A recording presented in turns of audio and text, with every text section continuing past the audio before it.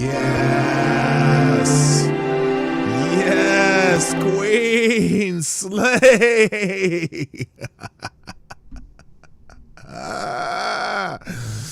So, I get home this morning and I'd already planned on spending some time on this today. But I get home today from my little job that I go to every day. And I go on Twitter, as I often do, just to see if there's anything new I need to add to my repertoire. And the number one trending topic on Twitter today is hashtag AOC lied. And I thought, you know what? Okay, I'm pretty confident that, sure, it's trending. It's because yesterday, Alexandria Ocasio Smollet was trending because everyone knows what she did, and we're going to talk about it a little bit. But I thought it was great, and I thought it was funny. But of course, I think the K-pop stans may have jumped into the hashtag. Now, I'm looking, and I don't know if that's good or not. I don't think they want to, because someone was begging the K-pop people to take over some of these Alexandria Ocasio-Cortez hashtags, right? And I was like, I'm not sure if they want to take over this one. Granted, they've took over several hashtags during the election season, but they weren't something that someone's going to go, well, why is it AOC lied? I don't think they thought this through, because now it's trending number one. At some point it was trending like 3 when I was at work, and it's all the way up to number 1 now. And I think it's hilarious because a lot of these people are just tweeting normal weird things. Oh shoot, didn't I do that? I did not. That's or did I do that yesterday? Anyway, it was and so I thought, well, why would you want to have that trend if you're trying to detract attention from it? But there are people like putting pictures of their cat and putting in fact, looks like a lot of them are starting to put they're putting pet pics. AOC lied. Here is me this Halloween attempting to be the queen herself. Aww. You're a AOC fan?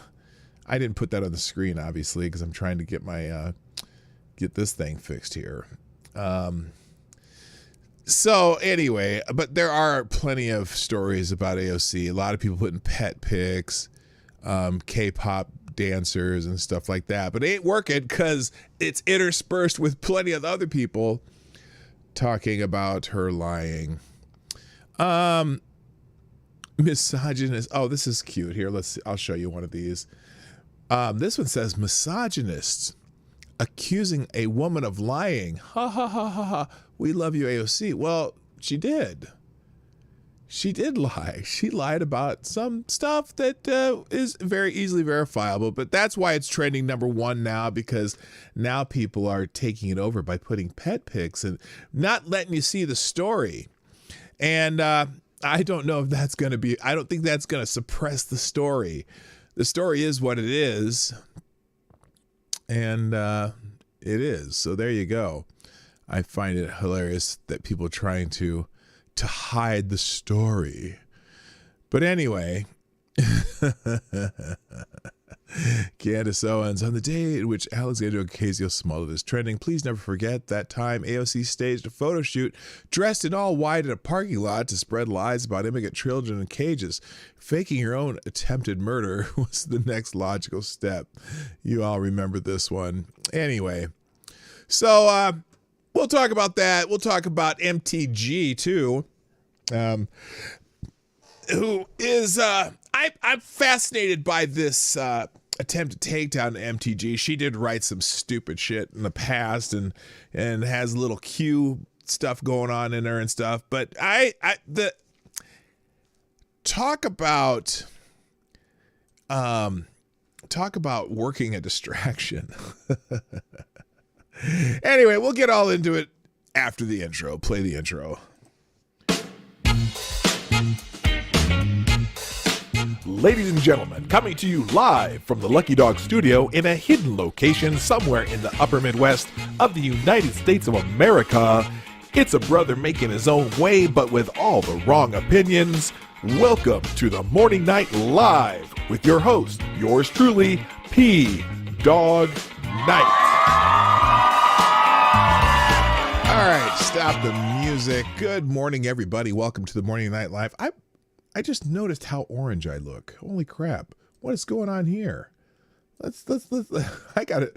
Let me fix that. What the hell did I do? Good morning, everybody. Welcome to the Morning Night Live. I'm your host, Marty, also known as PDawgKnight on the internet, trying to fix this, trying to tone this shit down a little bit. What the hell is going on? Let's try to loosen the saturation a bit. There, that helps a little bit. Does it? I don't even know. Oh no, what the heck is going on here? Bright, is it too bright? It's too something. Maybe the white balance is off. No, what do I do there? Let's fix that. That helps a little bit. Okay. Good Lord. Sorry. I guess on that screen it doesn't look so bad. Also, my monitor screen is messed up. Anyway, I'm hoping you can see me normal, and if I as normal as I can be. Also, real quick, thank you, Kyle, our first donation of the day. Greatly appreciated. I'm not ready for anything here. I've been, what the hell?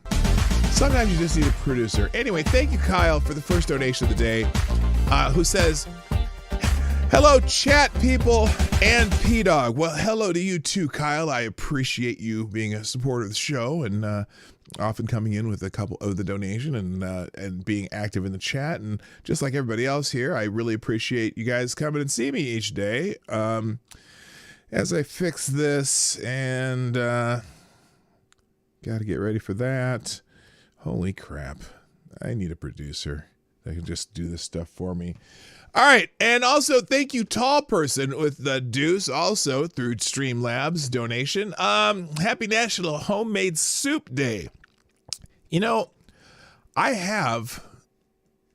Lady Boomer and I love to make homemade soup. We make soup all the time. In fact, I have a bunch in the freezer down here. I might have to have some soup today because it's snowing where I live, because it snowed everywhere else yesterday.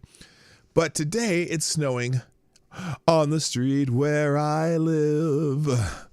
Yeah. Anyway, thank you, Tall Person. Let's say good morning to everybody in the chat, too, while I'm at it. First in the chat today is our friend, the news chick, Maddie, who gets the bell. Thank you for being here and also for tweeting out the show. And she sent me a couple little AOC toys to play with this morning. That's weird. Anyway, you're not weird. Me saying that's weird. Anyway, also good morning, Keaton. How you doing? Also, MC's in the house. Nice to see you back on a regular basis. Hammer time. Good to see you. And also, good morning, Zach Osborne. By the way, Zach dropped a new video this morning. If you see him in the chat, click those little dots next to his name and check out his channel. Also, good morning, Ronan. Ronan and Maddie on at the same time. Good morning. Also, good morning, Mike Savage Blarg. Also, formerly the one who tubes, lurking like a Mafka. Good morning, Chadwick Dupree, who seems to be doing laundry. Jim Beam, how you doing? Cultist 4, greetings. Today is the day Germany decided to stricten their hate speech laws. So which is the best U.S. state to move to?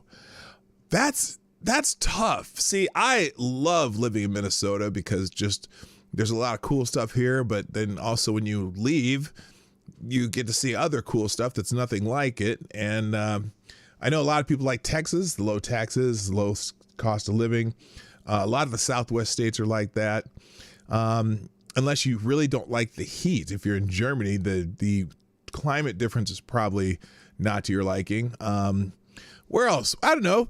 Why don't you chat? I got an idea. Why don't you give Cultist 4 some ideas of great places to live in the United States. Good morning, Tall Person. Again, thank you for the donation. Also, good morning, Renee Mayette, who loves laundry. I don't know what is wrong with you, woman. I'm not so sure anymore. And let's see. Advocatus Diaboli's in the house, the devil's advocate, atheist icons here. CNN sucks, the most redundant name on the internet. Selected Boy is here. Yeah, boy. Also, good morning, James PFP. Sleazy's in the house. Nice to see you back. I think did I already say Attack Alpaca? I don't know if I said Atheist Icon. I did not say Attack Alpaca. Good morning, Attack Alpaca. Am I right there? I don't know. I'm getting there though. Good morning, Molly Maggs, Jesse Leon, Jonathan Peterson, Zach Osborne. I said that already. Annal N is in the house. Scotty Dubs, what's up? Cairo Alexander, who says they're. Wait, what's that say? Oh shoot! It skipped on me. Damn it! I hate it when that happens. I got the one who I got that. Okay, Cairo Alexander. Something about. I like Texas. Okay, what the hell did I do? This really jumped. Like it jumped all the way to the bottom. That sucks. Okay, they're rolling a month-old dead body into the Capitol Rotunda. Oh, is that today again? I thought they already did that. The officer who died, who passed away in the insurrection. Anyway, good morning. I think I said tall person already, but I'll say it again. Sean, how you doing? Dom O'Leary's in the house. F and Mechi. Let's see. I could have sworn. Good morning, Cynical Lindsay. I could have sworn I saw a Black Hebrew Israelite here too. Tyler F, how you doing? Ronan, I think I said hi already. Okay, I'm getting caught up here. Something happened, and it's really making me. Hate Campbell's here. Good morning, Hate Campbell. How you doing? One of the original viewers of the Morning Night Live. All right, I'm just gonna go ahead and move on. And did I see that or not? Boy, I'm not. I knew I saw Black Hebrew Israelite. That's right. Good morning, sir. How you doing? AOC, the new Jussie Smollett. That's right. All right, let's and my monitor's messed up too. I don't know why I'm getting. I can only see the upper quarter of my show in the monitor. Oh, that is so weird. Anyway, how's everyone doing today? It's Thursday, the 4th of February, 2021. Welcome to the Morning Night Live. I'm Marty, your host, also known as PDawgKnight on the internet, and welcome back to the Dawg Knight Channel. I even forgot to say that this morning. So let's just let's see if we can figure out what the hell's going on here. So as you know, everybody's favorite punching bag on the left, Alexandria Ocasio-Cortez, seems to have, how do I want to put this? She seems to have embellished her story a bit about that fateful day of the great Trumpian insurrection. And so I have a few articles, I have some tweets and things. We're going to go through that and just take a quick look at this because I just find it fascinating. So apparently, and if you're not, just to get you up to speed, apparently Alexandria Ocasio-Cortez wasn't in the main Capitol building during her near-death experience, right? Check your logic. How you doing? I did say 2021, didn't I? 2021? I don't know. Doesn't matter. Nothing else matters anymore. So in Red State, here's the article by Nick Arma. We've reported various aspects of the account of Representative Alexandria Ocasio-Cortez on what happened to her on January 6th during the breach at the Capitol. But there are some very critical facts that have been missing from her story that he wants to talk about here. The story, as it initially relayed by AOC, suggested she was about to be assassinated by rioters in her office in a video that has been viewed over 6 million times. This was one of the most heartbreaking moments of AOC's IG Live. Here it is. Here's the most heartbreaking moment of her Instagram Live. Like, I'm here, and the bathroom door starts going like this. Like, the bathroom door is behind me, or rather in front of me, and I'm like this, and the door hinges right here. And I just hear, "Where is she? Where is she?" And this was the moment where I thought everything was over.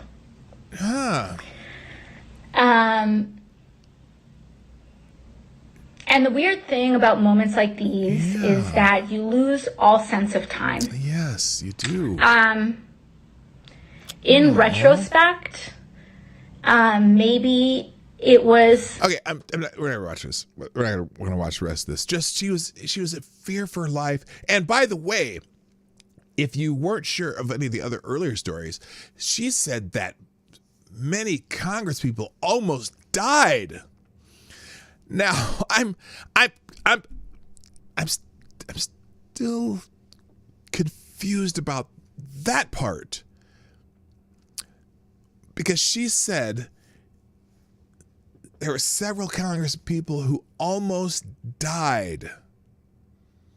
And I never even heard that any of the Congress people were even injured. Are they in intensive care? Are they having blood, what do you call it?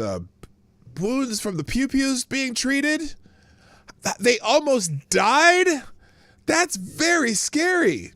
I didn't know. I did not know that anyone, any member of Congress, the representatives, the senators, I don't remember any of them being even injured or even getting bruises or even, having a weird smell thing going on. I don't know. Hello. Oh, there's a new name. Sarah Lee. That's a new name. Nice to see you in the chat.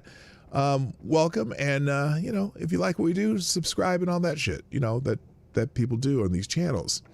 Yeah. Cynical Lindsay, you make a very good point. Why the fuck you lying?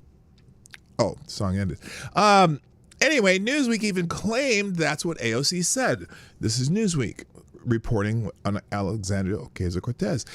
Ocasio-Cortez said that rioters actually entered her office, forcing her to take refuge inside her bathroom after her legislative director, Geraldo Bonilla Chavez, told her to hide, run, hide. And so I ran back into my office, Ocasio-Cortez said. I slammed my door. There's another kind of like back area to my office, and I open it, and there's a closet and a bathroom, and I jump into my bathroom. Wow, that's harrowing. As it turns out, however, as my colleague Dontion reported earlier, AOC said in her Instagram drama that the person who came to her office was a Capitol Police officer, but she denigrated the officer who came to help, claiming he didn't feel right and that he was looking at her in all this anger and hostility. Oh, okay. Her staffer reportedly wondered if he would have to fight the officer and suggested that he might put them in a vulnerable situation. Good Lord. Hi, Mr. Yes. Hello, Lord Stanhope. And here it is. Well, here she goes. Okay, here it is. Here's her description. There was no partner, was not yelling, Capitol Police, etc., etc. Oh. But then it didn't feel right.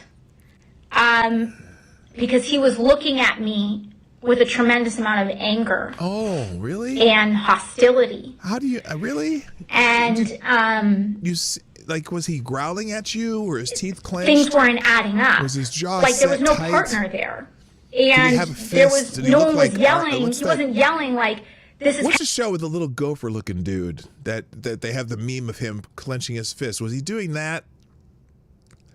Capitol Police. This is Capitol Police. And he was looking at me in all of this anger and hostility. And at first, you know, in my brain and in my mind, I'm thinking, hold it.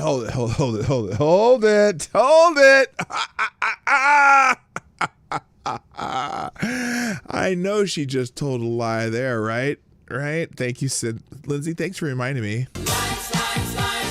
Hey, I know she lied right there. She said she had a brain. I know that was too easy, and I shouldn't be. She's not dumb. But boy, does she know how to tell a tale. I'm telling you. Okay, I just came from this super intense experience just now. Maybe I'm reading into this, right? Like, maybe I'm projecting. Oh, you're projecting something. Hello, maybe I'm projecting like something onto him that like maybe I'm just seeing anger, but maybe he's not trying to be angry. I think you were. But maybe he was just being intense because you were supposed to evacuate the building and he's trying to get you out of there and you're looking at him like he's an idiot. Maybe that's what he's thinking. He's like, why is this butch looking at me like this? And maybe he was projecting something onto you as in, if I only had a brain. All right, enough of that. Anyway, so basically a story about hyping the danger to the members and trying to save people still have to fear those inconsiderate, uncaring police, even when they're coming to help you. She's even been called out by folks on the left for the effort to demonize the officer and Senator Ted Cruz. But a few things, important things to note, seem to have been left out of this whole story. AOC wasn't even in the Capitol building where all the action was going down. If she was in her office, she was in the Cannon building, which is nearby, but a different building. But of course, many didn't get the logistics and just assumed that she was in the Capitol building. According to Representative Nancy Mace, who has an office in the same hall as AOC, 2 doors away, there were never any rioters in their hall. So there was never any physical danger from rioters coming in at any point. Now, and someone said, well, anyway, AOC made it clear she did not know who was at her door. Breathless attempts by media to fan fictitious news flames are dangerous. My office is 2 doors down. Insurrectionists never stormed her hallway. Egregious doesn't even begin to cover it. Is there nothing MSM won't politicize? Because, who is it here? Newsweek did that. Let's see. Here's Newsweek talking about that rioters actually entered her office. Okay, that's wrong, Newsweek. Members of the mob banged against the door. That wasn't it. I think Newsweek just got the damn story wrong because they wanted to be so way. Ben Smith has a lot of quietly deleted tweets today over the details in AOC's story that she thought she was hiding from the mob, but it turned out to be Capitol Police. She told it as she experienced it. Oh, that sounds like trying to sugarcoat it. Anyway, AOC's building appears to have been briefly evacuated during the day as police checked on a nearby suspicious package that was later cleared because remember she said something about they had bombs all around her office and shit. That was not true. So her near-death experience was an overreaction to a Capitol Police officer knocking on her door to direct her to another building, the Longworth building, where she then stayed in the office of Representative Katie Porter, Democrat from California. Instead of thanking the officer, she paints him as somehow a possible danger of which to be afraid. The Capitol Police were likely trying to evacuate the building quickly. It's possible the officer was focused on getting people out quickly, so likely didn't have the time for all the niceties. So there you go. Thank you, Tall Person with the 3 spot, and Tall Person, you are the new Streamlabs Superstar Donor of the Day. Who says, while a lot of hashtag AOC lied is directed at where she was during the riot, a lot of her supporters are saying this is used to attack an assault survivor. Has AOC released any details about the alleged attack? All I have heard is that she was attacked. Well, she was actually comparing this. Apparently she had been... sometime earlier in her life had survived an assault or possible sexual assault or something that she brought up when she was trying to trying to make her story stronger of why she might be fearful in this situation. And it's hard to put that together because nobody knows. She brings this up in the context of telling this story and trying to make herself more credible, but then she blew it by, lying about the so-called attackers in her building when they were not. But anyway, thank you very much, tall person. I appreciate the donation there. By the way, the Streamlab links are in the description, also in the chat. Also, how the YouTube super chat shit works. So you can do that too, or just enjoy the show, and I'm good with that too. So moving on, it seems to be a series on Red State, because AOC responded to the Red State story that I just read to you about her not being in the Capitol building, but with even more manipulation, of course. Well, it looks like apparently I got under the skin of this is the same guy writing Nick Arma. Well, it looks like I apparently got under the skin of Representative Alexandria Ocasio-Cortez with my earlier article pointing out after her Instagram account of her near-death experience. Oh, poor girl. On January 6th at the Capitol, that she wasn't actually in the Capitol building when it all went down. She was actually in her office in the nearby Cannon House office building, a nearby building, but not the same building where the swarming and breaching was happening. AOC got upset because I pointed out that simple fact. Why does she find the fact problematic? The story and her reaction caused a Twitter trending topic, which my colleague Sister Told You covered. AOC did multiple tweets in response to my story, so I'll walk through them and point out how she's being manipulative. No way! AOC being manipulative never happens. By the way, good morning, Michael Hatfield. Good morning, Midnight in Exile, and Jableu. Good to see you. So here it is. Alexandria Cortez says, this is the latest manipulative take on the right. They are manipulating the fact that most people don't know the layout of the Capitol complex. Oh, wait a minute. Sounds like you are also manipulating the fact that most people don't know the layout of the Capitol complex by saying that the rioters were in your building when they weren't. And you weren't in the Capitol part where they did that shit. It snowed in New York City and I almost died. Yeah, it's snowing in Minnesota right now, and I feel I feel that one of those, how when like Thanos did the finger snap thing, I feel my body breaking up and floating away. Anyway, and then she says, we were all in the Capitol complex. The attack wasn't just on the dome. And then this is the line that pissed me off the most, because I know exactly. She says, the bombs Trump supporters planted surrounded our offices. Now, Maddie pointed out something about that too. Where's Maddie's thread here? Right here. Or no, this is for the Breaking 9/11 thread. Hang on. Where's what I had Maddie sitting up here too. Where did I do that? Here we go. Yeah, and by the way, if you haven't been on Maddie's page here called MWM Media, you should check that out. She makes this same point I was making when I first saw this. Wait a minute. First of all, well, she made a little bit different point because I didn't even read that part. The bombs Trump supporters planted surrounded our offices. There's two problems with this sentence.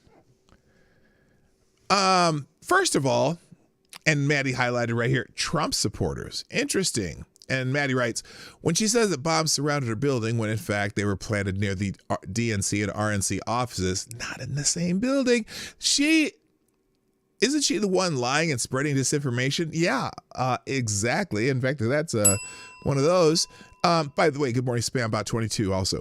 And then when she keeps saying she was at the Capitol when in fact she was in the complex and not the building that was breached, isn't she not the one spreading a narrative, weaving a tale, lying? Oops. You're a lying dog-faced pony soldier. But here's the thing. The bombs Trump supporters planted? So here's what happened. Police found pipe bombs at the RNC, Republican National Committee office, which is a couple blocks down the street. And then they also found a pipe bomb at the Democratic National Committee office, which is not in the same. That's 3 blocks down the street. And they have no idea the affiliation of the person who planted those bombs. And they were planted the day before. And the FBI is looking for they've got some kind of a video footage or something of them being the people walking in the buildings, but they don't know who did that. So the idea that she's saying Trump supporters planted, and also those bombs, again, are at the RNC office and the DNC office, not at the Cannon building, but she says the bombs Trump supporters planted surrounded our offices too. Huh. Zach, oh no, they were really bombs. I think they had a bomb squad detonate the pipe bombs, safely. And good morning, Robert Chalk, by the way. Yeah, no, but they were not even they were blocks away at the RNC headquarters and the DNC headquarters, which, can't have offices inside the government buildings because they're not government organizations. Anyway, so here we go. She actually screenshotted my story so people couldn't link it and see the facts. Yeah, that's a trick. Then she says here, people were trying to rush and infiltrate our office buildings. That's why we had to get evacuated in the first place. That's not true either. Remember, they were evacuated from the Cannon building because after they found the pipe bombs at the RNC and the DNC, there was a suspicious package at the Cannon building. Nobody attempted to get in her the Cannon office building. So that's wrong. Let's see if they point that out in this article. Anyway, the attempts of attackers and public available communications show how they tried to gain access and share location info on finding members for physical harm. Yeah, I haven't seen that either. Anyway, it is also very damning and revealing that the GOP is now digging both heels in a discrediting campaign. It's because they know they're implicated. So they're pivoting to, again, a classic abuse playbook. There she goes, trying to milk the abuse line there. See, that's manipulative as fuck. And it's not it's not as bad as they say. It was that bad. It's actually worse. So, and then she's got Jack Prosobiec has a picture, a map here. It's a map showing the Capitol building here and the office that she was at down here. Anyway, this is the latest. And then she says this is the latest. Oh, that's already there. So when she says it's the latest manipulative take on the right, no, actually, that was her being manipulative by not clarifying that her office was not the Capitol building that rioters had breached. Her building was actually about 6 minutes away. Now, again, not saying that there wasn't any reason to be concerned at all, just pointing out the facts in perspective.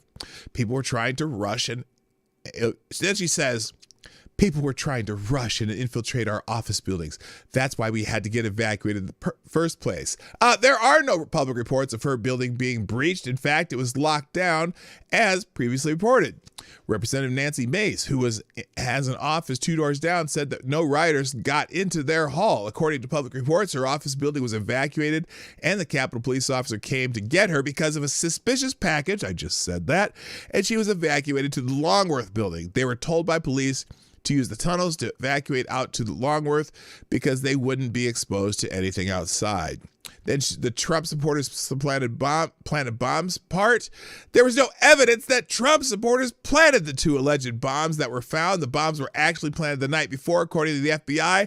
There's been no evidence as to who planted the bombs as far as we know yet. So when AOC says Trump supporters, she's not telling the truth and is being manipulative. It also damning and revealing that the GOP is.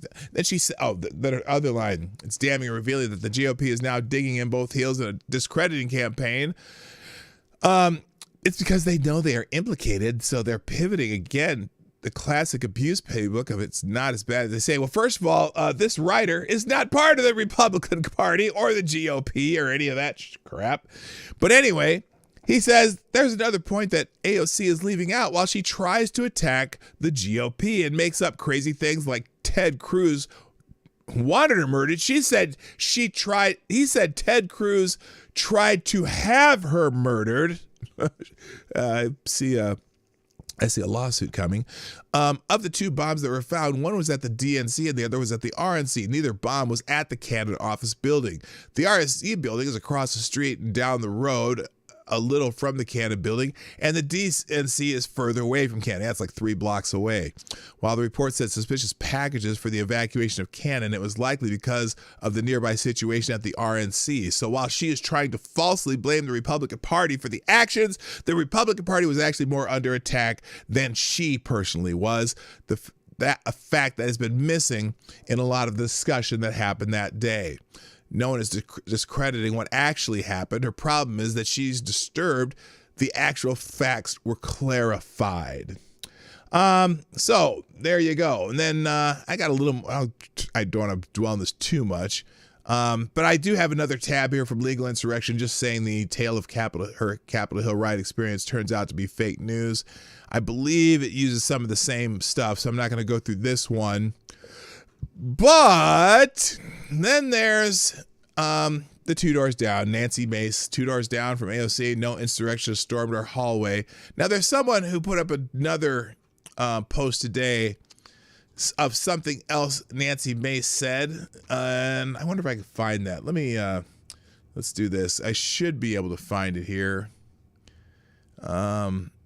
By the way, thank you, Angel Tibbs, for tweeting out the show. Tall Person, Tyler F., Cynical Lindsay, and Maddie, of course, for tweeting out the show today. Please share this out on social media. Also, I think I just learned something. If y'all be so kind, even if it's just a couple words or whatever I was hearing, yada yada, throw a comment in the comment section sometime if you ever happen to circle back because you didn't get to see the whole show and you watched the beginning later or something like that. Just put something in the comment sections. I guess that helps the algorithm too.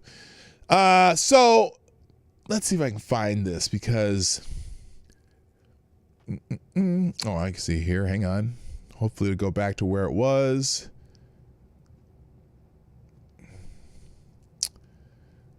Who was it?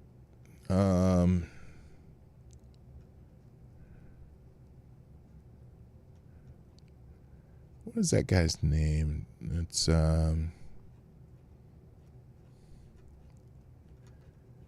anyway, someone put up a tweet talking about how this Representative Mace had other tweets about the events that day, talking about how they were evacuated, how they were seeing people attacking police officers and things like that.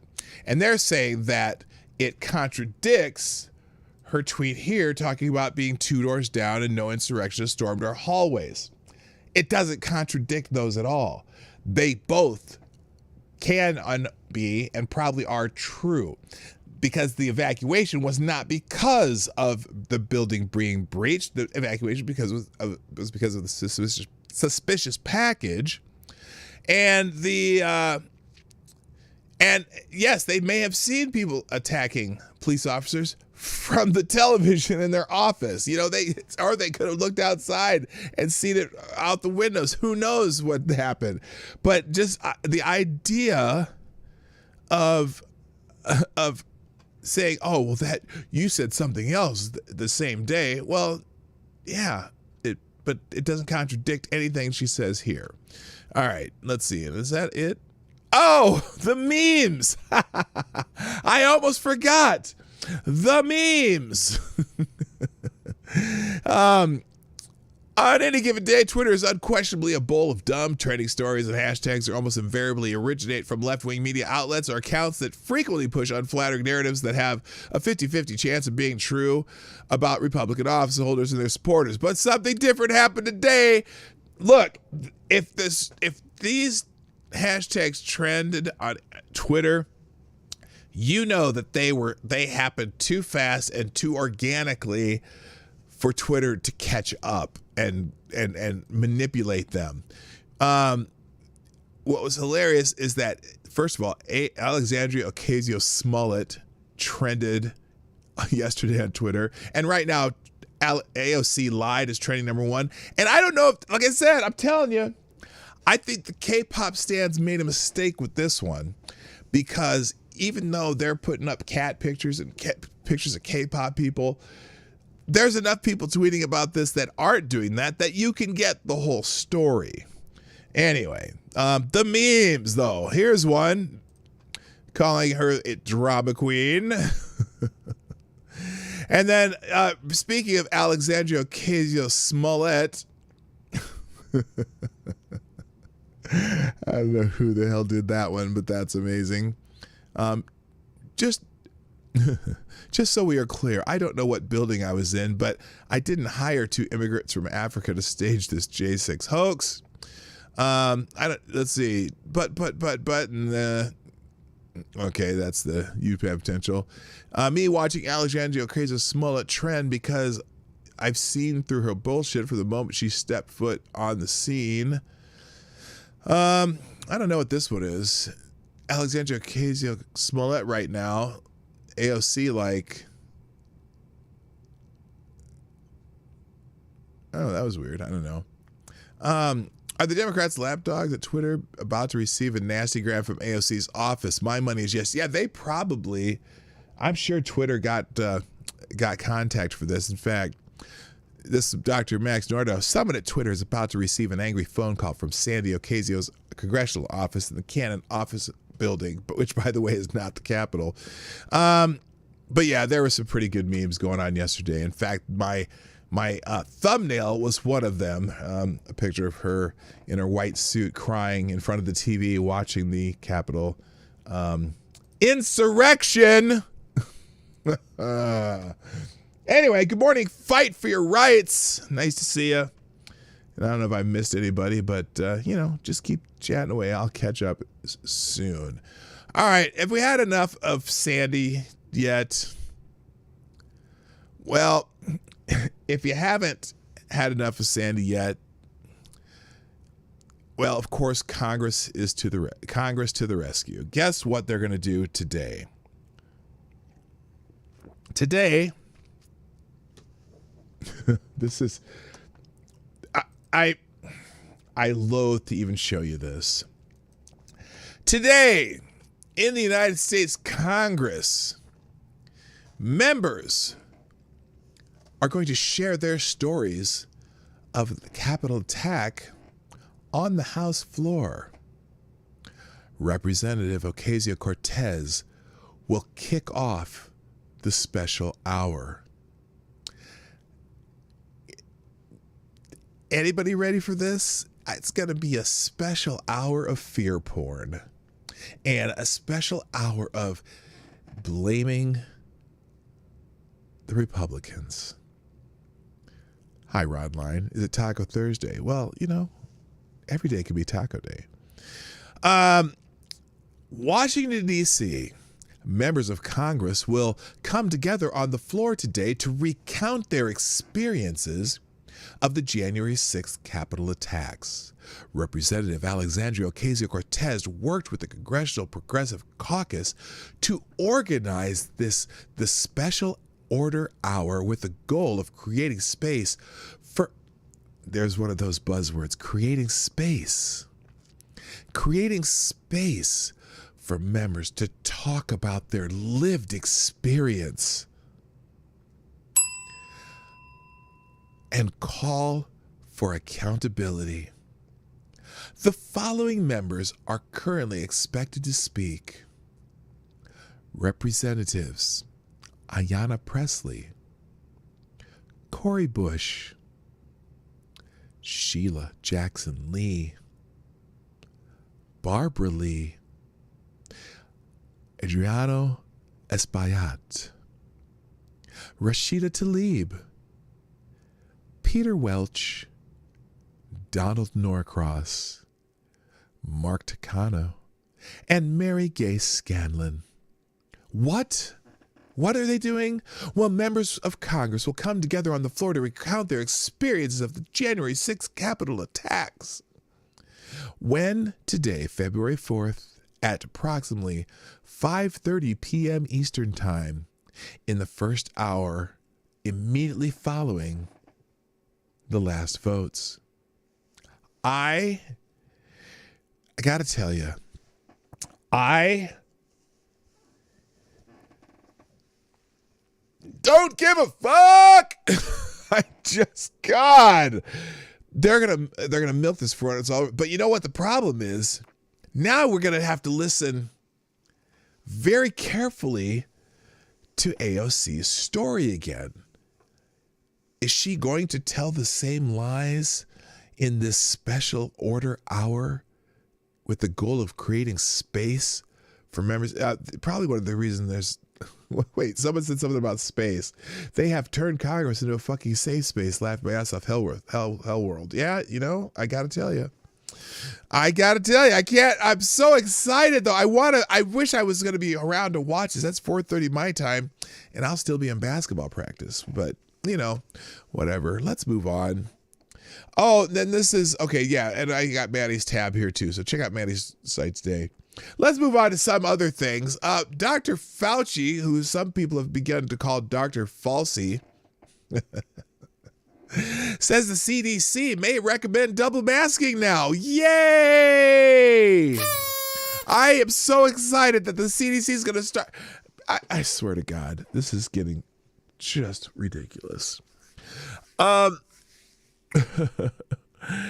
Centers for Disease Control and Prevention may soon recommend all Americans wear 2 masks to enhance their protection against coronavirus, according to Dr. Anthony Fauci Tuesday. It makes common sense, the director of the National Institute of Allergy and Infectious Diseases said in a live stream interview with the Washington Post. Makes it common sense? Really?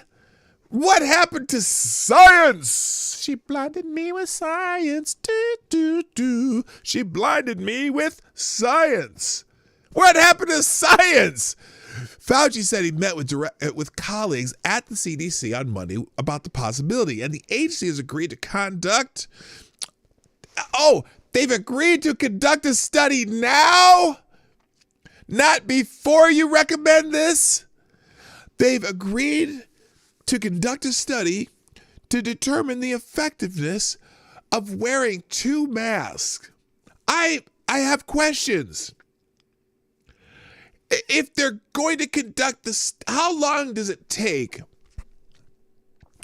to do a study on the effectiveness of wearing 2 masks? You would think that would take several months. Don't you? Wouldn't that be like a study like on that, on the effectiveness of wearing 2 masks? Are you going to have a blind control group? Are you going to how many subjects are going to be a part of your study? But and how soon is soon? Because it says the Centers for Disease Control and Prevention may soon recommend that all Americans wear 2 masks. Now, he continues, the reason they don't recommend it now, it's a science-based organization, the CDC. Yeah, I should hope so. They make recommendations based on data and science, so that's why they're going to look at that particular issue. A study like that on something like this, first of all, it wouldn't take months, and you'd need hundreds of subjects. So I don't know what soon means in this report, but it's just crazy. Good job. Fauci said he encourages people to double up on masks because it can't hurt. Oh, it can't hurt. Really? What if you have What if you have other breathing problems? It can't hurt.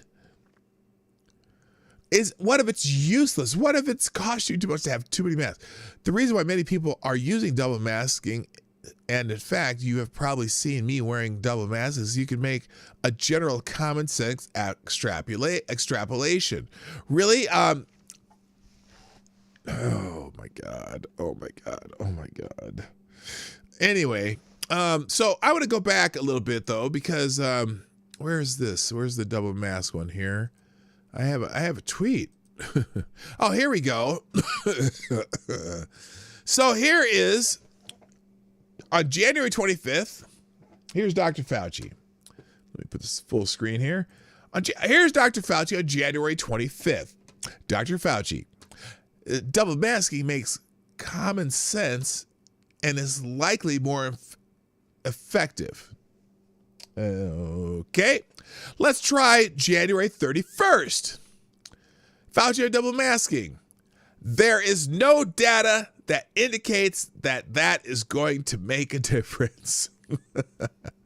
So common sense and likely more effective, but there's no data that indicates that's going to make the difference. But today, the update is Fauci says CDC may recommend double masking soon.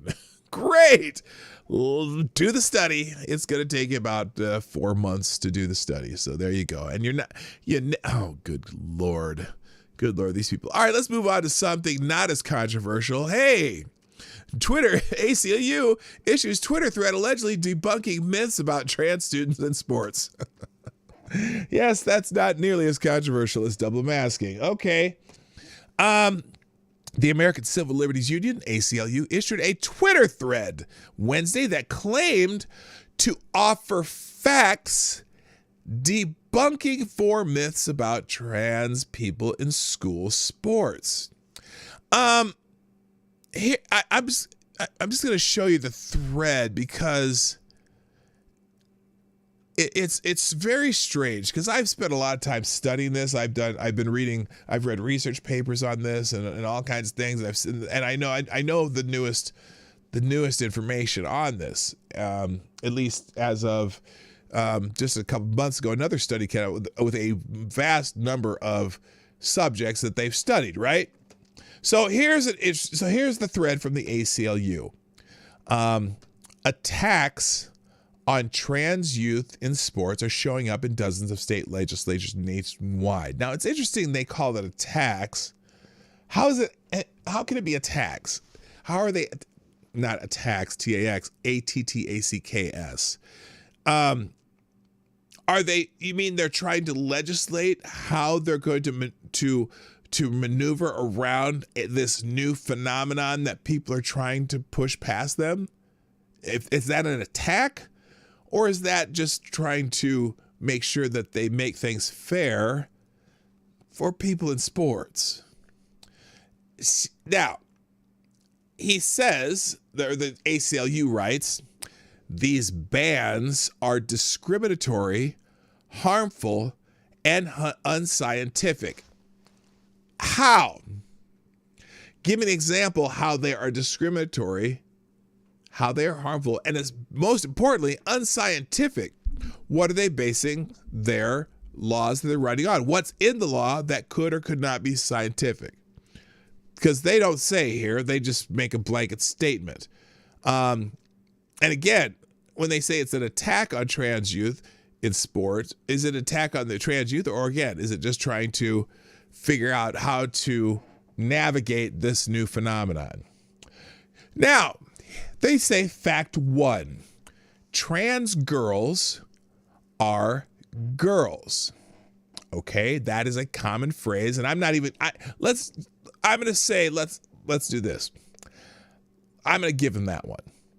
Okay, whether or not they are physiologically male or female, if they call themselves a girl, apparently the new rule is you have to say they're girls. Fine, no problem. But then the very first sentence here, there's an issue. Myth. The myth is Sex is binary, apparent at birth and identifiable through singular biological characteristics. That depends on what scientist you talk to. Because what they're gonna, when I first read this, I know exactly what they're gonna try to do here. They're gonna say that sex is a spectrum. Well, first of all, in school sports, we're not talking about sex. We're talking about gender. Okay? And as we've been told during this, for lack of a better word, transition into dealing with trans people versus cis people, so to speak, that there's a difference between sex and gender, but they're talking about sex here. That the myth is that sex is sex is binary, apparent at birth and identifiable through singular biological characteristics. Well, no, not singular biological characteristics. There are multiple biological characteristics, although at birth you generally determine based on genitalia, because that's the easiest way to determine, right? Thank you, Rod Line. I bet Fauci wears 2 condoms at a time. Yes, he probably does. I don't know. He's pretty old. Anyway, thank you, Rod Line, for the deuce on Streamlabs. So now they continue. There is no one way for our bodies to be. Women, including women who are transgender, intersex, or disabled, have a range of different physical characteristics. Well, of course they do. Some are short, some are tall, some are heavy set, some are big boned, some are fat, some have long hair, short hair. What the hell are you talking about? And then it says, but then he says, they say biological sex and gender are not binaries. There are no set hormone ranges, body parts, or chromosomes that all people of a particular sex or gender have. Here is where they're blurring the line between sex and gender. Okay. Now, if they're talking about there are intersex people, okay, people who have a for lack of a better term that won't offend somebody, a birth defect, that maybe they have an extra chromosome here or whatever that makes them intersex and they have, strange genitalia. For the vast overwhelming majority of people, from a sex, it is binary for the vast majority of people. They're male or female. Okay, there are anomalies. It's just like, it would be like saying, well, it'd be like saying that someone with Down syndrome means that the rest of people are non-binary or not, that they're, it's an anomaly. It's a someone got mad at me for saying it's a birth defect. Are you saying they're defective people? No, it's an anomaly that happens occasionally, but it's not the rule. And so you're not going to make a rule based on, X.0XX% of people, right? So that doesn't even make sense. But so to say the biological sex, it's a spectrum. No, it's not a spectrum. There are males and females, and there are some that are anomalies, but it doesn't change the fact that the overwhelming majority are male and female. Now, when they say gender is not binary, well, now that's a sociological determination that has everyone screwed up right now, because most people you're determining sports on sex, not gender.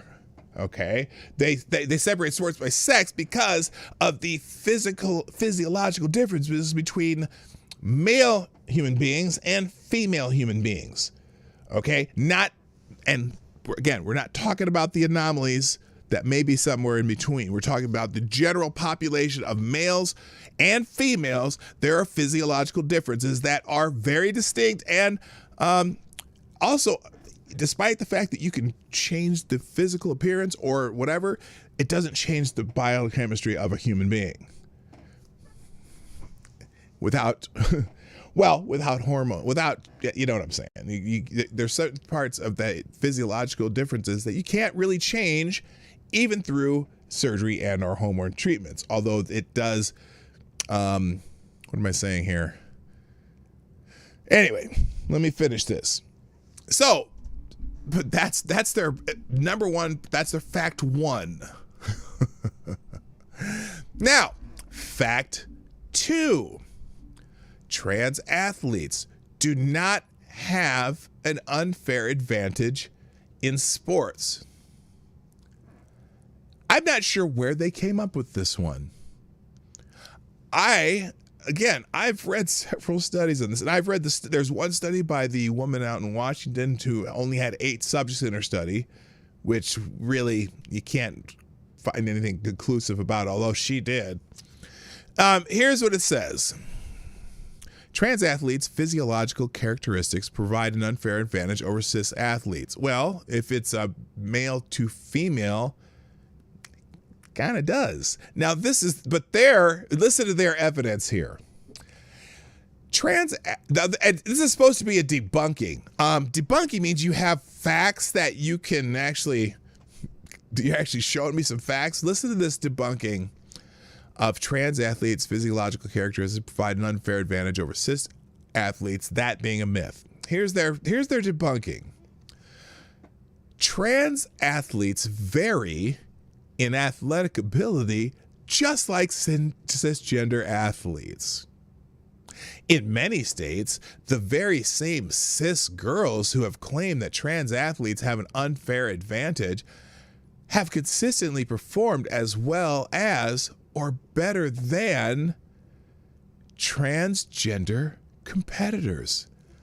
That's an interesting little anecdote there. That's a fascinating anecdote. What does that?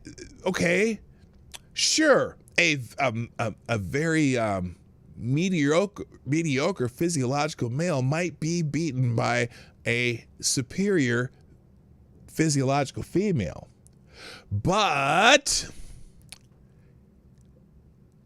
that's not where we're trying to get to here. Okay, it's kind of, that's not debunking anything other than, some cis girls who have claimed that trans athletes have well, of course there are going to be, I guess me as a person who coaches sports and have coached both boys and girls know that, at about the age of 13 or 14, boys and girls are pretty, up to that age at least, they're pretty even in abilities and strength and speed and all that stuff. Although you start seeing it about, 3rd or 4th grade where the boys suddenly have higher skill levels, maybe because they tend to play more and have a more competitive, they're just, for whatever reason, boys are naturally more competitive, not being better, but I mean as in mentally competitive in physical sports, not in other things. But when they do go through puberty, there's clearly a marked difference between the ability of physiological males and physiological females. There just are. I don't know what anyway, I don't know where they came up with this one other than some anecdotal evidence. Now, part of this is because in, I think it was Connecticut, where the 2 trans girls, physiological males, began running track, and the 2 physiological males basically blew away most of the competition there, and were winning races, particularly sprint races, and which they're saying that one of them, after 2 years of hormone treatment, their times began to slow down a little bit, and I think once they got to a higher level of competition, that's where they were beat. Although the one actually was a 2-year state champion, but the idea that one little anecdote is going to debunk the fact that in general, males beyond puberty are going to be stronger, faster, and have more capacity than physiological females. They're clearly not using science here. And there have been studies, new study with a great number of subjects that have proven that even after 2 years of hormones, physiological males, trans girls, still have the physiological advantages, but that's when they begin to lessen enough to actually be able to compete. So some of these states have and some of the, like, I think collegiate and Olympic style athletes, you have to be on hormones for a minimum of a year. Now they're finding out that maybe that requirement should be 2 years. So there's the point. Fact number 3 in their thread. The myth is the participation of trans athletes hurts cis women. I don't know. It might. I know the girls that got knocked out of the scholarship level competition in Connecticut. It hurt them, but anyway, this says excluding women who are trans. Now they say, no, the truth of this, excluding women who are trans hurts all women. Really? How? I thought trans women were women, by the way. It invites gender policing that could subject any woman to invasive tests or accusations of being too masculine or too good at their sports to be a real woman. Now this comes from the case of, what is her name? Sonoya Castor, the 800-meter runner from South Africa. She was dominating races, and the thing is, she was born a cis woman. Okay, this is not a trans athlete, but when she went through puberty, she seemed to have a lot more strength and speed than a lot of the women, and she became a world-class 800-meter runner. And what happened is, because her times were so much more incredible than other women, they were beginning to wonder, is this actually a woman, or is there something that they didn't know? Now, someone's going to argue with you, Senamoya, I can't say her name. So when they were doing testing on her, they realized that her testosterone levels were way, way off the scale for most women. And they were trying to figure out if she was, because they were doing drug testing. And so they're like, wait a minute, how can this be? Are you taking illegal drugs? And she's like, no, we're not. Well, they figured out eventually that she was intersex. She actually had testes and was producing testosterone that gave her this great advantage. And so again, that's what they're talking about here. Oh, it's going to subject women to invasive tests. Well, because Castor Semenya, that's her name,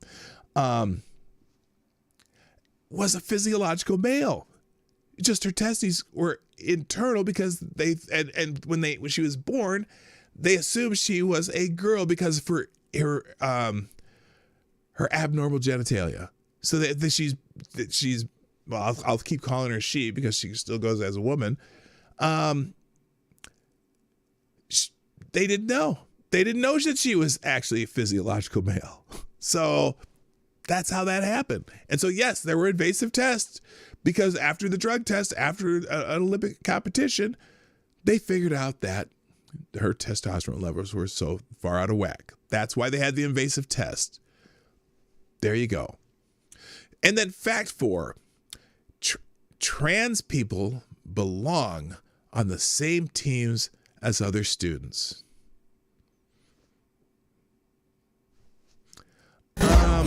Maybe. Here's their myth. Trans students need separate teams.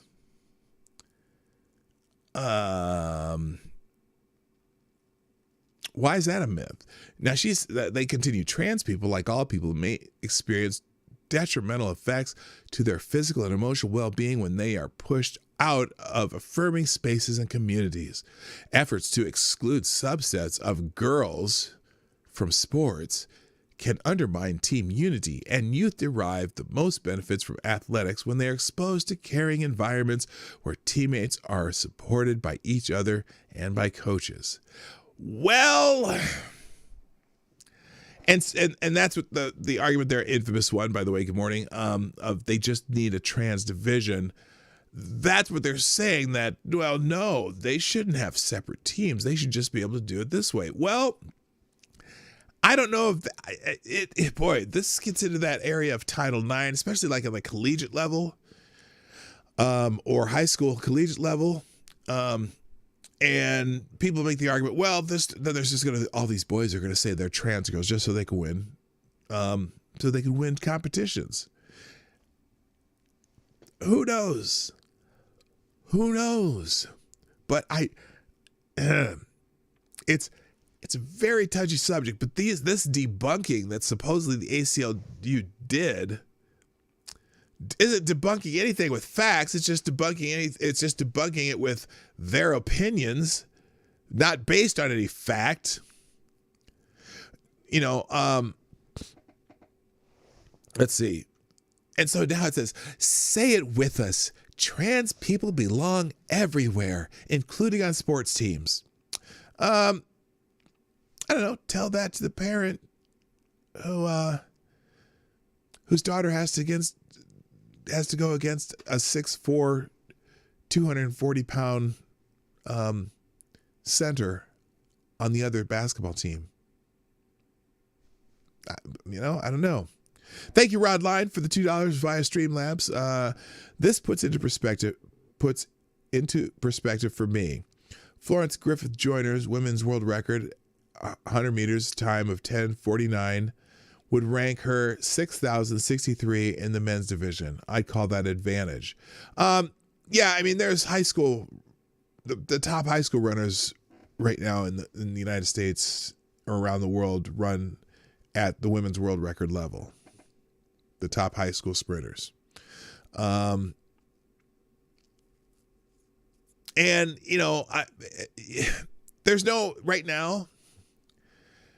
no evidence that there's going to be this rash of trans athletes coming in to take over women's sports. But I don't know. I mean, because we haven't had people demanding that they be allowed to. And notice there's never a question of trans men, trans boys participating in boys or men's sports. And you probably will never see it. I mean, although there have been a couple trans men athletes who've tried different things. There's a boxer who tried it, but they put, and she won her first fight, and she was against a complete bum though. I've seen footage of the fight, and the fighter she fought was just a total bum. And there are extraordinary women athletes who can compete with men at some levels on certain sports. But the idea, for example, I laugh because, by the way, thank you again, Rodline. I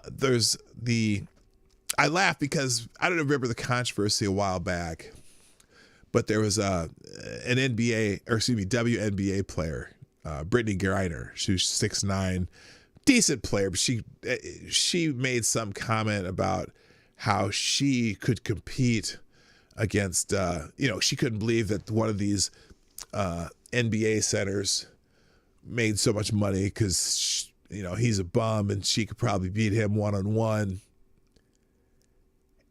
And it was DeMarcus Cousins. And I don't know if you've ever seen Brittany Griner play, if you ever follow women's basketball. She's good in the WNBA because she's taller than everybody else and she can occasionally jump high enough to dunk. But barely. And there is no chance in hell that she would be able to compete in the NBA. She's too slow, not strong enough, and can barely get off the floor. Okay. There is the only woman I've ever been able to see that maybe, and this is a big maybe because again, strength and speed is a big factor in the highest echelon of sports. There was Ann Meyer. She was back in the 70s. She was a very good women's basketball player, and they were thinking about having her try for the NBA, but she wouldn't have made it. She's not fast enough. There's just a different level of speed between men and women at the highest level echelon of any sport. So, but there have been some, and there have been a couple trans athletes. There one Division II 800-meter runner transitioned after their sophomore year, and they were like the 600th ranked 400 or 800 meter runner in the country as a male, transitioned to female, took a year off and kept her scholarship at the same school and became an NCAA champion the very first year running as a woman. So the idea, this line here, participation of trans athletes hurts cis women. Well, in that particular NCAA meet, that trans woman won a national championship and took it away from 7 other possible candidates who were in the finals of that race. So I don't know. I'm pretty sure that those women probably thought it hurt. Just never know. Anyway. Okay, enough about that. I spent too much time and I'm probably going to get flagged on YouTube for even talking about it. So let's move on to something else. While I have time left, I still have a few minutes here. Let's check out what else I had circled. Oh, Greta Thunberg. You know Greta Thunberg, right? How dare you? The now 18-year-old teen activist, so you could talk shit about her on YouTube. Couldn't before, but now, fucking that FTG. Teenage climate activist Greta Thunberg posted a document to Twitter containing tweets that she was told to post and action she should take regarding current protests in India. Some people in India are kind of pissed off at her, but she quickly deleted the tweet. Apparently, this document, I don't know what this is, something about, here, just some suggested post. Feel free to tweet your own. So apparently people send her stuff to tweet. I wonder if that's been going on for, how long that's going on for. Here's a toolkit if you want to help. Okay, so she accidentally posted that document of people telling her what to tweet. I wonder why they do that, or if that's common. Has that been happening a lot for several years now? Little manipulation. How dare you? Aha, you're 18. I can talk shit about you now. Bitch! That's not right. I'm going to get flagged. I know it. I'm going to get flagged. Oh, God help me. What else do I got here? Real quick. By the way, if you haven't done so, please click the like button. What's a buckin? What the hell's a buckin? Click the like button if you like what we do here. Also, share the stream out if you haven't done already. And put a comment in the comment section. Come back later and put a comment in the comment section. You know when you come to get the, when I put the links to all the tabs that have all the stories that we did today, which I gotta, here, let me clear that out because I forgot to do that. When you come back to do that, throw a comment in the comment section. I want to see if that helps anything. You didn't just send that. Oops, your life is over now. Bye-bye, biatch! I'm sorry, I was reading Cairo Alexander's his comment there. Yeah, because we can talk. She's 18. You can talk shit about her now. Stupid little girl. Anyway, let's see. And I can't remember what this was. CNN flack. Embarrassing cell phone after attacking Fox News reporter. Oh, this was kind of, you can read that one yourself. I'm not going to go into that one. How about this one? Oh, this, I don't know if you heard about this. At the University of Central Florida, They fired a professor after an 8-month retaliatory investigation. Charles Nicki should be an academic freedom and free speech cause around the nation, but sadly, some academic freedom and some free speech matters more than others in the age of Black Lives Matter. Defenders of academic freedom and freedom of speech throughout academia should be rallying to the defense of the University of Central Florida professor Charles Nicki after egregious retaliation against him for expressing constitutionally protected views on Twitter. The American Association of University Professors, the premier faculty organization defending academic freedom, should be marshaling its substantial resources and committees behind Professor Nicki, as it has done for other professors over the decade. Public interest lawyers and law professors across the land should be volunteering their services. Instead, Nicki stands almost alone against the administrative and legal weight of the massive publicly funded UCF. There's been near silence because Nicki's protected speech was critical of the prevailing campus racial politics in the age of Black Lives Matter dominance on campuses. Anything that questions the prevailing racial narrative could be a career ender.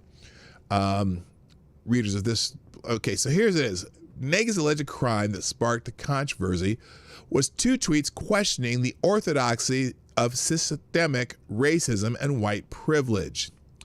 One tweet, which no longer is available, said, quote, "If African Americans as a group had the same behavioral profile as Asian Americans on average, performing the best academically, having the highest income, committing the lowest crime, etc., would we still be proclaiming systemic racism or systematic racism exists?" Okay, that seems like a legitimate question even to me as a black man. And then the second tweet, also no longer available, said, "Black privilege is real. Besides affirmative action, special scholarships, and other set-asides, being shielded from legitimate criticism is a privilege. But as a group, they're missing out on much needed feedback." That's a little spicy, but survey says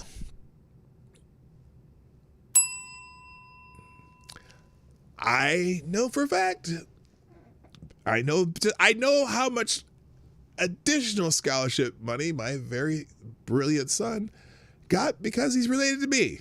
I remember how much additional scholarship money I got when I went to college because I was a very smart black man. And there's, again, you can't be criticized in this day and age, can you? Are you allowed to criticize black people these days? I know where he's coming from there. I'm just saying I can get in trouble for criticizing black people. And I'm a black man, so I know y'all can get in trouble for it. Anyway, Legal Insurrection Foundation already has obtained substantial public records from UCF pursuant our joint effort with Judicial Watch, but we have a long way to go before we complete the review, and we are owed many more documents. Nicki's tweets, which UCF admits were constitutionally protected and for which they could not punish Professor Nicki, set in motion a particularly vicious online and on-the-ground mob, which included participation in protests by senior UCF administrators, including the president of UCF, Alexander Cartwright.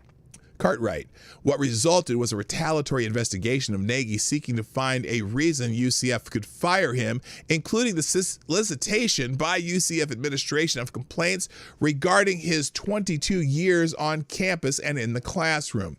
The investigation took 8 months, consumed several hundred witness interviews and thousands of pages of documents, all in an effort by UCF to find a pretext to fire Nicki without having to admit it was the tweets and the online mob at issue. Predictably, at the end of the investigation, UCF found Nicki to have committed wrongdoing as released in an over 240-page report and accompanying notice of intent to terminate, which we covered in Professor Nicki's another article. And you have to read that post for all the I'm going to open that one and you can check that one out too. I've seen this before. Nicki's rebuttal, though, read in part. Here's his rebuttal. This letter serves as my written response to your notice of intent to terminate dated January 13th, 2021. In response below, I will address each of the 4 major categories of allegation in the notice of termination. Before I do that, however, I want to clearly state the following. This investigation was initiated by a public message from top administrators openly soliciting complaints against me in retaliation for my constitutionally protected speech on Twitter. Knowing that it could not fire me for those tweets, UCF obviously has gone to great lengths over the last 7 months to try and find legitimate grounds for my termination. I challenge you to find any UCF employee, yourself included, whose entire life could withstand the type of scrutiny mine has been put through in UCF's attempt to justify getting rid of me because I have become a political liability. And make no mistake, that is precisely what UCF has done. We have a President Cartwright on video agreeing with a student protester that I should have been fired before I got tenure.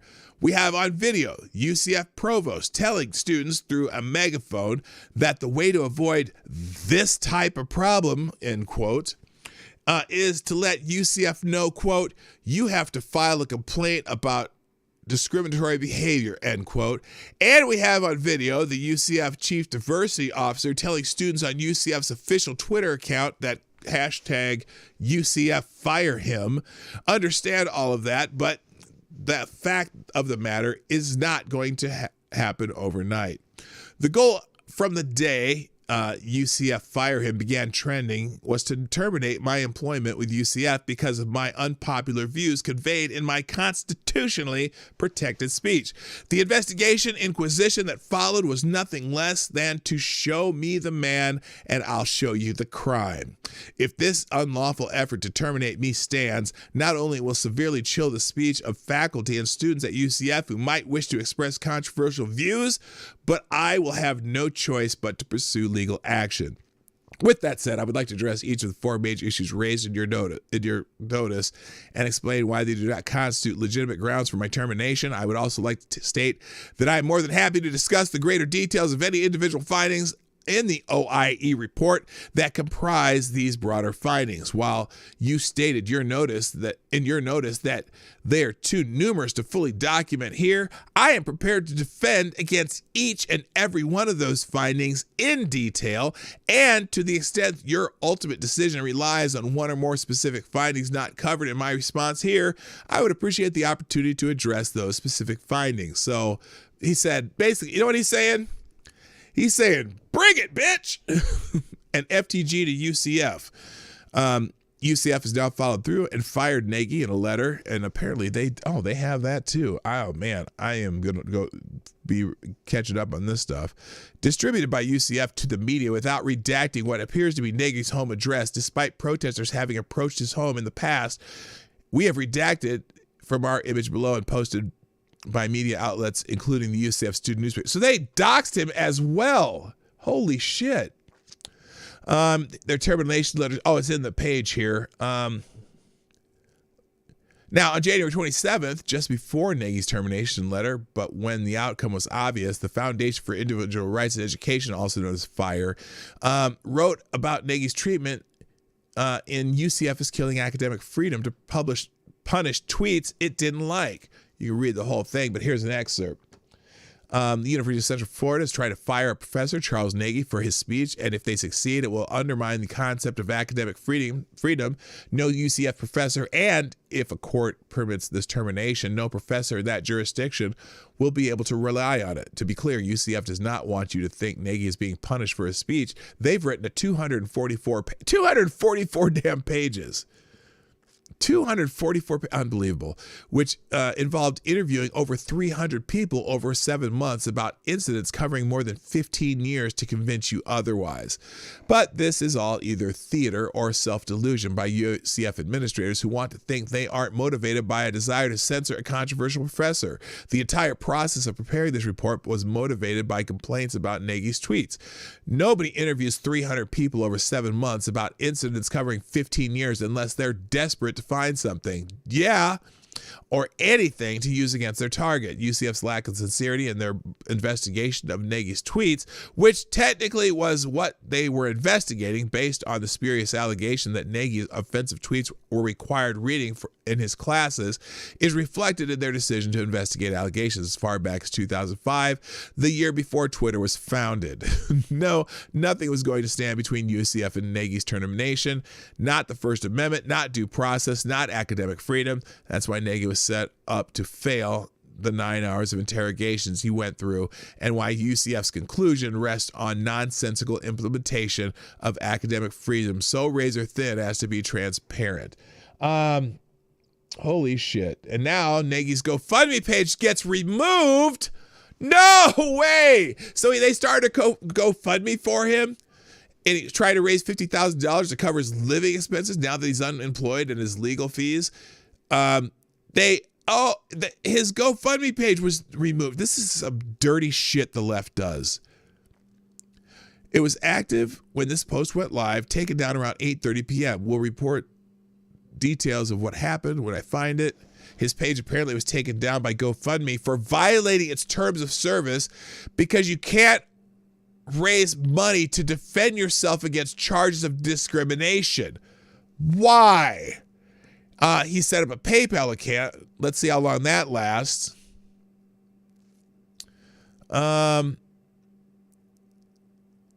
Let's see. He said 50 grand. He's gonna need a lot more than that. The only reason the Gibson family was able to take on Oberlin College was because they had a contingency fee law firm that could barely carry the cost. In the end, both Gibsons. Okay, that's regardless. Unreal. Okay, that's a whole lot of more information there. Anyway, you can read the rest on your own. Go read Snopes if AOC exaggerated her story. I saw something on that. But I don't have it handy. Anyway, I have a whole bunch of tabs that I'm not getting to today. Why the Democrats will never stop talking about insurrection. Lessons inspired by a cop killer, another fail by the New York City Department of Education. They're actually having people study and worship Asada Shakur, the woman who is in Cuba on exile because she murdered some New Jersey state troopers. Also, Chuck Schumer used examples of Chuck Schumer using violent rhetoric. I might actually do this one tomorrow. Just some examples of different Congress people who've used violent rhetoric against other people, as in, what's that word? Incitement. And that also includes Nancy Pelosi. The prosecutors filed a motion for Kyle Rittenhouse arrest warrant and a higher bond for another alleged bail breach. I can't remember what this is beyond him actually having a beer with his mom in a Wisconsin bar, which was perfectly legal. Let's see. The Kenosha prosecutors alleged in a motion filed with Judge Bruce Schroeder that Rittenhouse failed to inform the court his change of address within 48 hours of moving. Oh, they're just trying to fuck with this kid. The motion asked Schroeder to issue an arrest warrant and increase Rittenhouse's bail by $200,000. Let's see. They learned that Rittenhouse was no longer living at his Antioch address after the court mailed him a notice, and it was returned undeliverable on January 28th. Kenosha detectives traveled to the address on Tuesday and discovered another man had rented the apartment and had been living there since mid-December. Oh my God. Has he ever failed to show up? I mean, it's like, okay, they're just fucking with the kid. You can read more about that. Also in the tabs, Antifa caused $2.3 million in riot damage to the federal property in Oregon, says U.S. attorney. Is that recent? Yeah, I'm sorry. Is that an insurrection when you attack a federal building? I'm not sure, but that article's here. It's a Breitbart article, just so you know. Anyway, there's a whole bunch of tabs. I'm just going to leave them in there, and maybe we'll do some of them tomorrow. But for now, it's time for me to call it a day. Hey, thanks for being here. I appreciate all of you who've been able to stick around and listen to me ramble on and on and on. Thank you also to the people who've donated today. Let's see, Rod Line, Tall Person and Rod Line, thank you so much, everybody, for hanging out in the chat and talking. If you're watching on replay, put a comment in the comment section. In fact, if you're watching live, go back later and put a comment in the comment section. Apparently, that helps the algorithm. And, Humble Clay, I didn't even say hi to you. I even mentioned you talking, and I didn't do it. But anyway, time for me to go. That's it, people. My name is PDawg Knight, and I'm out of here. Have a lovely day. Bye-bye. Hey, this is PDawg Knight, and thank you for watching today on the PDawg Knight channel. If you have an observation or remark you'd like to make about this video or my channel, I absolutely welcome you to write it in the comment section down below. I really look forward to hearing from you. And before you go, if you like what you saw but you're not already subscribed, please make sure you hit the subscribe button and definitely click that bell that pops up afterward so you'll be notified when I post new videos or when we go live. I broadcast my live show, The Morning Night Live, Monday through Friday at 10 a.m. Eastern, 9 o'clock Central. A special thank you to all supporters of this channel who share our videos on social media and who make donations through the Streamlabs link, which is also in the description down below. Thanks again, and until next time, I'm PDawg Knight, and I'm out of here.